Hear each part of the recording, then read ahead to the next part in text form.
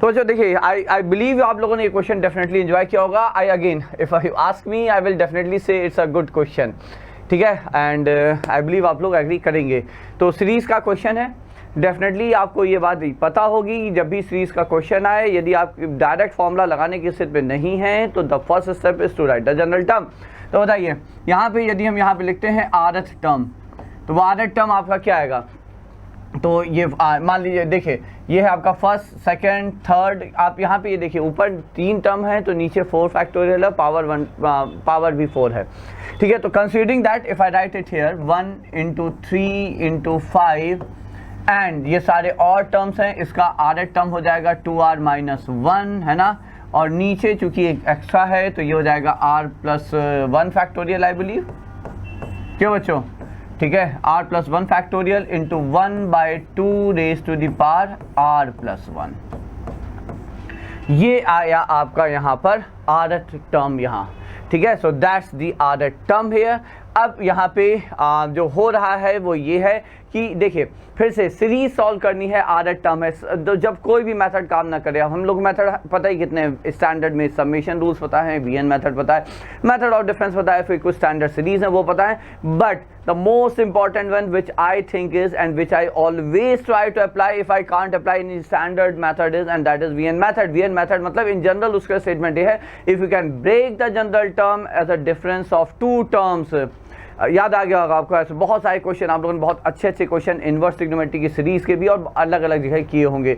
ये क्वेश्चन भी उसी के फॉर्म का क्वेश्चन है बच्चों, ठीक है। Now what you have to do here is, यहाँ पे करना बस ये है, थोड़ा सा देखिए करते हैं। ये जो 1/2 रेज़ टू पावर r + 1 है उसको हमने यहाँ पे लिखा 1/2, एक 2 हम नंबर्स के नीचे रख रहे हैं, 3/2, 5/2, ये r टर्म्स आ गए 2r - 1/2, ठीक है। ये आ गया आपका न्यूमरेटर। डिनोमिनेटर में हमने यहाँ पे लिख दिया r फैक्टोरियल और 1 2 डिनोमिनेटर ये बचा और एक r + 1 ये बचा, इसको हमने लिख दिया 1/2 times r + 1 which is 2r + 2। ये आ गया, ठीक है। अब जरा 2r + 2 को ध्यान से देखिए, 1/2r + 2 में यदि हम यहाँ पर इसको राधा हम ये नहीं कह रहे हैं इसको आप इसके इक्वल लिखें, हम यहाँ से देखिए ऑब्जर्वेशन ये है कि यदि इसमें हम 1 सब्ट्रैक्ट कर दें, 1 में ये सब्ट्रैक्ट कर दें, so if I subtract this term 1/2r + 2 from 1 what do we get? 2r + 2 - 1 it is 2r + 1 over 2r + 2। अब इसको जरा न्यूमरेटर में जो आया वो ध्यान दीजिए, ये 2r - 1 ऑड जब टर्म्स आप लिख रहे हैं तो after 2r - 1 the next following term will be 2r + 1, ठीक है। तो ये इसका अगला टर्म है, ठीक है। इसका मतलब ये हुआ, if I conclude try to conclude something from here, तो यहाँ से देखिए अब आप लिख सकते हैं कि ये how much is 1/2r + 2? So 1/2r + 2 can be replaced by, इसको आप उठा उधर लेगा, इसको उठा के उधर लिया तो 1 - 2r + 1 ओवर 2r + 2। एग्रीड, ठीक है। अब ये पूरा उठाइए और यहाँ पे सब्स्टिट्यूट करिए, ठीक है। तो अब आप यहाँ पे लिखेंगे कि जो आपका tr जो rth टर्म है सीरीज का, तो you will write tr is, ठीक है। तो वहां पे हमने क्या कहा 1/2r + 2 की जगह, so this is like 1/2 into 3/2 इंटू 5/2 and so on, this is like 2r - 1/2 over r factorial and this is multiplied by, ठीक है। तो इसकी जगह हम क्या रखने वाले हैं, इसकी जगह हम रखेंगे 1 - 2r + 1 over 2r + 2। So I will be replacing it with 1 - 2r + 1 over 2r + 2, ठीक है। अब जरा मल्टीप्लाई कर दीजिए, तो break it into 2 terms, this into this minus this into the second one, तो ये आ जाएगा हाफ इंटू 3/2 इंटू 5/2 and till this is 2r - 1। I think अब आप सारे बच्चे समझ गए होंगे, बाय r फैक्टोरियल माइनस ये 2 जब आप यहाँ से कॉमन लेंगे और इसके साथ मर्ज करिए तो ये आएगा half into 3/2 and dot dot dot 2r - 1/2 into 2r + 1/2, ठीक है। ये 2r + 1 और 2 और यहाँ पे r + 1 into this is r + 1 factorial, 2 consecutive terms के डिफरेंस की तरह से आपने लिख दिया। सो देयरफॉर SN इज बस समेशन ऑफ दिस r को आप 1 से लेकर n तक वैरी कराएंगे।